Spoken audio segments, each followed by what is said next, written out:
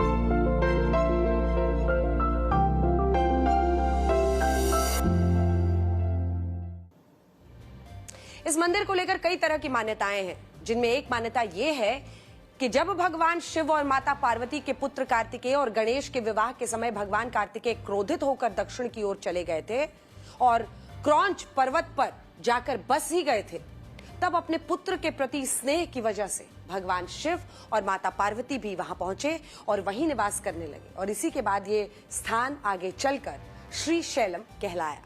एक और मान्यता यह भी है कि माता सती के शरीर का एक हिस्सा यहीं गिरा था, जिसकी वजह से ये स्थान महाशक्ति पीठ के रूप में प्रसिद्ध हुआ। हालांकि आज इस मंदिर को लेकर हम आपसे एक और बात कहना चाहते हैं। देखिए, अलग अलग तरीके की बात होती है। हमारे देश में खास वर्ग ऐसा है जो प्राचीन मंदिरों के निर्माण को लेकर कई सवाल उठाता है। कई लोग इन मंदिरों से जुड़ी जो पौराणिक मान्यताएं हैं उन पर सवाल खड़े करते हैं, विश्वास नहीं करते। लेकिन आज हम आपको IIT रुड़की की एक नई स्टडी के बारे में बताना चाहते हैं जो ये कहती है कि भगवान शिव को समर्पित 8 प्राचीन मंदिर ऐसे हैं जो देशांतर रेखा के खास कोण पर सीधी रेखा में मौजूद है। वैज्ञानिकों ने इस रेखा को शिव शक्ति अक्ष रेखा का नाम दिया है और यह भी कहा है कि इन मंदिरों के स्थान को सिर्फ आध्यात्मिक दृष्टि से नहीं बल्कि भौगोलिक और पर्यावरण की दृष्टि से भी महत्वपूर्ण माना गया है। और इस स्टडी को स्वीडन की एक यूनिवर्सिटी ने खुद प्रमाणित किया, उसको चेक किया और फिर खुद प्रमाणित किया है। इसके मुताबिक ये शिव शक्ति अक्ष रेखा जिन इलाकों से गुजरती है वो इलाके पानी, कृषि, रिन्यूएबल एनर्जी के लिहाज से सबसे समृद्ध हैं, उपजाऊ हैं। इनमें भी उत्तराखंड का केदारनाथ मंदिर हाइड्रो पावर के लिए उपयुक्त क्षेत्रों में है, जबकि तमिलनाडु का रामेश्वरम मंदिर सौर और पवन ऊर्जा के लिए उपयुक्त इलाकों में है।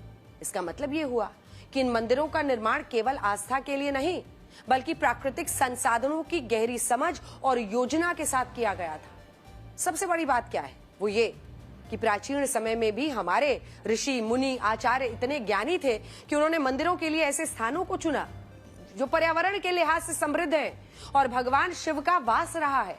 और अब IIT रुड़की का कहना यह है कि हजारों साल पहले भारत के पास ऐसा ज्ञान था जो आज के सस्टेनेबल डेवलपमेंट के लक्ष्यों को दिशा दे सकता है।